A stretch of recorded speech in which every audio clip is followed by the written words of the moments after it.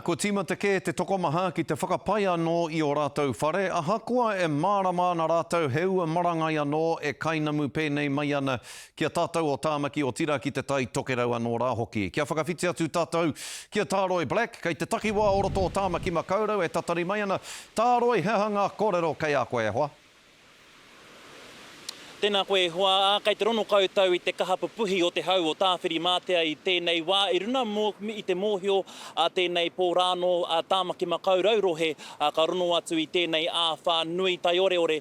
Hoi anō, kua puta ke me ki nā whakatūpato arā mō ore wā ki te raki arā i waina nui i te rima karaka ki te waru karaka a pōpō i te ata, arā ka tai atu te āwha ki a rātou arā ko kei raro rātou i te rama whero. Engari mō te rohe katoa o tāmaki makaurau whakate tona arā mai ore wā tatu atu arā ki Aotea i waina nui i te waru karaka i tēnei pō ki te takau karaka a pōpō hei te ata arā ka noho te rārohe ki raro i te rama ārani. Nō reira, koera nā whakatūpato kua whakaputake i tēnei rani tonu, engari tai atu tātou arā mātou o te karere ki te whai etahi o nā whānau e kaha poke ana i tēnei wā i te waipuke whai muriaki i tērā o nā rā o te rāmere, wai hoki rātou te huna e awhi ana ia rātou. Mātaki mai.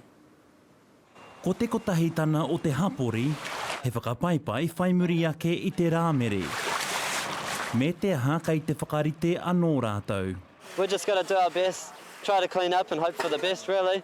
Mo tēnei kainoho kei te kimi ake ia mo nā toena nō nā tonu.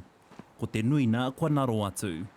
The water started coming inside the house and it started coming up through the floors and everything. Engari ki waina nui tēnei mōrearea tana ko te awhi. We just went into mode and straight in, filled our boxes of kai up. You know, they'll come in and say, we have a family of 9. So what we do is we cater to make sure that those 9 have enough kai to last.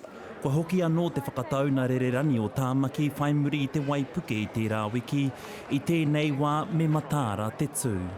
He ono rau o e nei pēke kawe o nepu kua whakatakotoria ki te whare whakatau na rererani. We're taking all precautions and preparations to ensure that we're ready to cope with it should it eventuate. Kua tūkino hia hoki nā huarahi nā te āwha.